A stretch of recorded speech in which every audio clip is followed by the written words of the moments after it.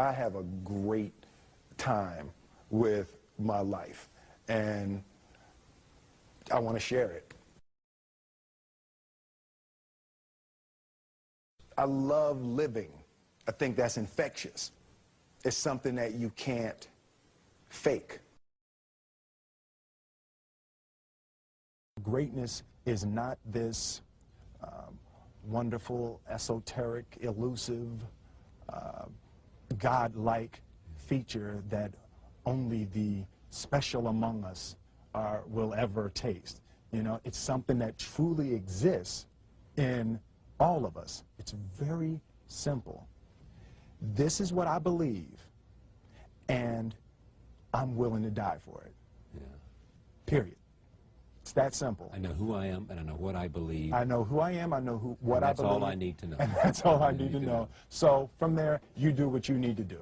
Yeah. You know, and I think what happens is we make the situation more complex than it has to be. Because we're looking for complexity. There's got to be something complex to understand. It can't be that easy. No. We didn't grow up with the sense that where we were was where we were going to be. You know, we grew up with the sense that where we were almost didn't matter because we were becoming right. Something greater.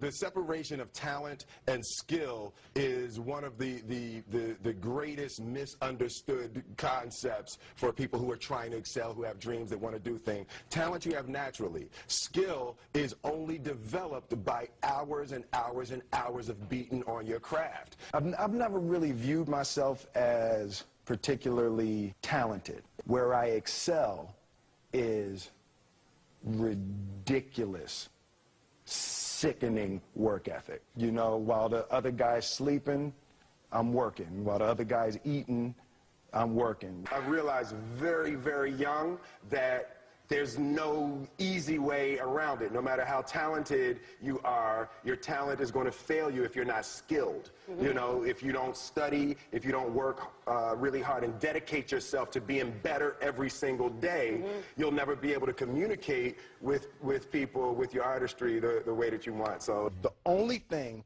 that I see that is distinctly different about me is I'm not afraid to die on a treadmill. You might have more talent than me, you might be smarter than me, you might be sexier than me, you might be all of those things. You got it on me in 9 categories. But if we get on the treadmill together, right, there's 2 things. You're getting off first, or I'm going to die. It's really that simple. You're not going to outwork me. It's such a simple, basic concept. The majority of people who aren't getting the places they want or aren't achieving the things that they want is strictly based on being outworked, is strictly based on missing crucial opportunities. I say all the time, if you stay ready, you ain't got to get ready. One summer, his dad tore down a brick wall on the front of his business and told 12-year-old Will and his 9-year-old brother to rebuild it, a job they said was impossible. It took them 1.5 years, but they did it. And he said, now don't you ever tell me it's something that you can't do. You don't try to build a wall. You don't set out to build a wall. You don't say, I'm going to build the biggest, baddest, greatest wall that's ever been built. You don't start there. You say, I'm going to lay this brick as perfectly as a brick can be laid. And you do that every single day. And soon you have a wall. And soon you have a wall. It's difficult to take the first step when you look how big the task is. The task is never huge to me. It's always one brick. Me too. If you get your priorities straight, it's really simple. You don't have to make a decision of what you're going to do. You've already made the decision ahead of time, because passion and emotion in the moment is always going to give you the wrong answer. So if you do the math ahead of time, it's not an issue in the moment. You know, it's an idea that my grandmother always had, that, if you're going to be here, then there's a necessity to make a difference. She always instilled the responsibility, the spiritual responsibility that you have to make every group you come in contact with better. I want to do good. Yeah. I want the world to be better because I was here. I want my life, I want my work, my family, I want it to mean something. And it's like, it has, if you are not making someone else's life better, then you're wasting your time. You know, like your life will become better by making other lives better. I want to represent an idea. I want to represent possibilities. I want to represent magic, right? That you're in a universe and 2 + 2 = 4. 2 + 2 only equals 4 if you accept that 2 + 2 = 4. 2 + 2 is going to be what I want it to be.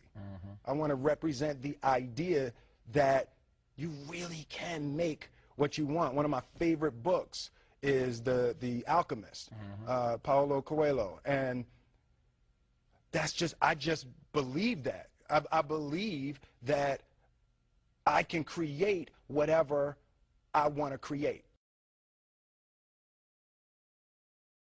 The first step before anybody else in the world believes it is you have to believe it. There's no reason to have a plan B because it distracts from plan A. I think that there's a certain delusional quality that all successful people have to have. You have to believe that something different than what has happened for the last 50 million years of history, you have to believe that something different can happen. Confucius said, he who says he can and he who says he can't are both usually right.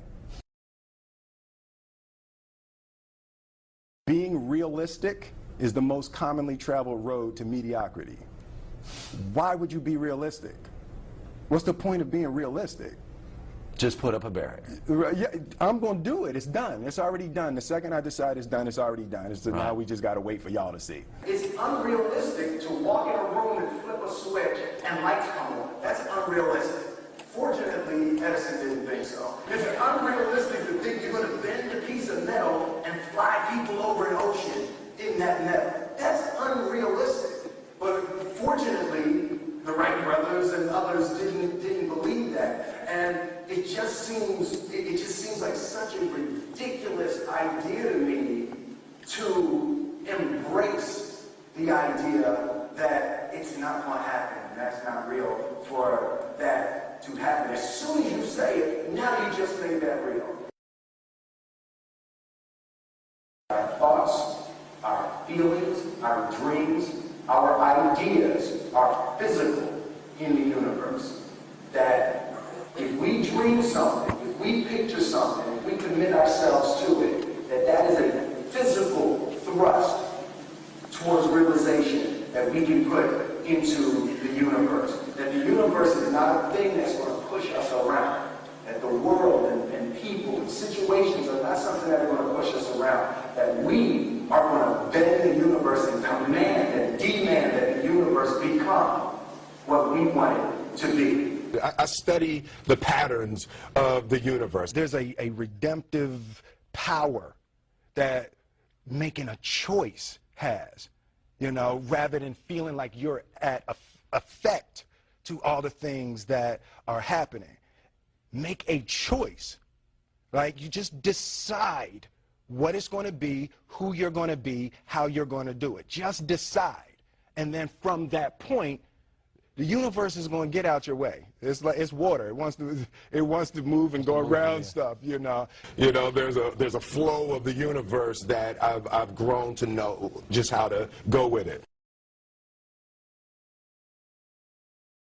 I realized that to have the level of success that I want to have, it's difficult to spread it out and do multiple things. It takes such a desperate, obsessive focus. You really got to focus with all of your fiber and all of your heart and all of your creativity.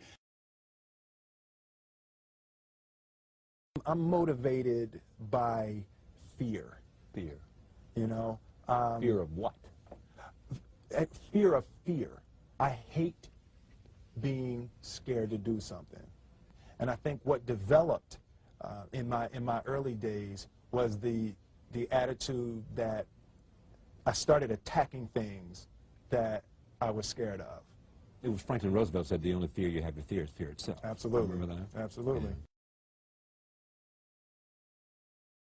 There are so many people who have lived and died before you. You will never have a new problem. You're not going to ever have a new problem. Somebody wrote the answer down in a book somewhere. And it's like just the idea that everything you need to know, someone has written it down. You can't be scared to die for the truth. The truth is the only thing that's ever going to be constant. And you can't fear what might happen to you if you were to tell the truth. Because what happens to you if you don't tell the truth is worse than telling the truth will ever be.